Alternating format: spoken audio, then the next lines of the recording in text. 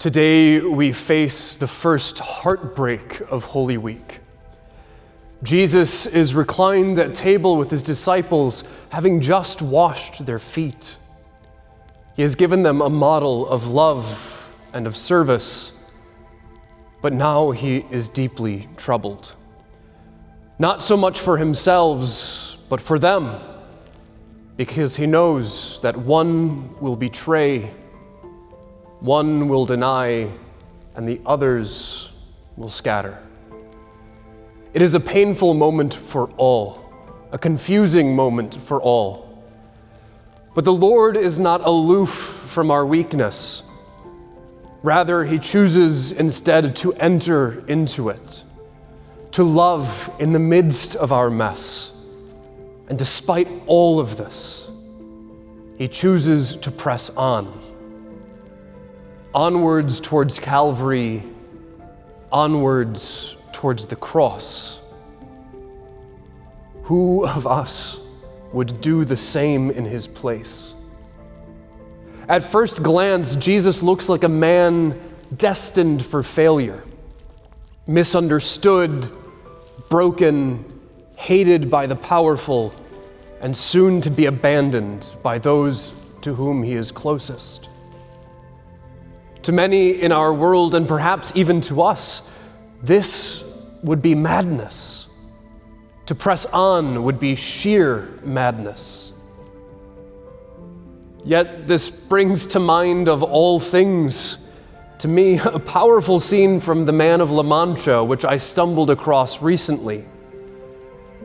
Cervantes, played by Peter O'Toole, in the wake of his threats, reflects, or more rants, on the nature of such madness, saying, "When life itself seems lunatic, who knows where madness lies?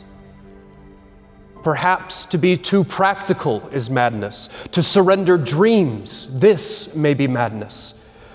Too much sanity may be madness. And the maddest of all, to see life as it is and not as it ought to be. To see life as it is and not as it ought to be.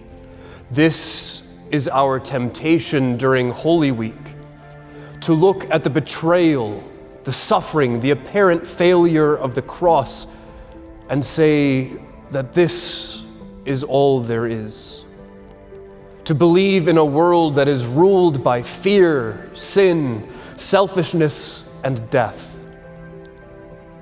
Tempts us to grow cynical, to lower our standards, to stop believing that love changes stubborn hearts, to stop believing in redemption and singing salvation.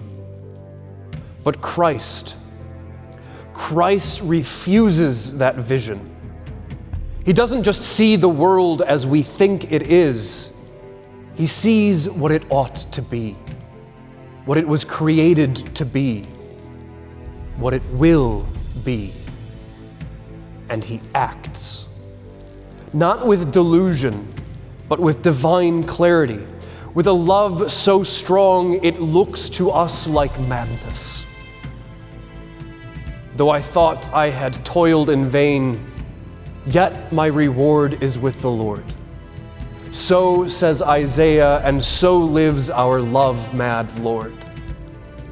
Even when the world mocks him, even when his apostles fail him, even when his strength is spent, he carries on, because he knows that his Father, just as madly in love as he is at work, and sees the world through a perfect love.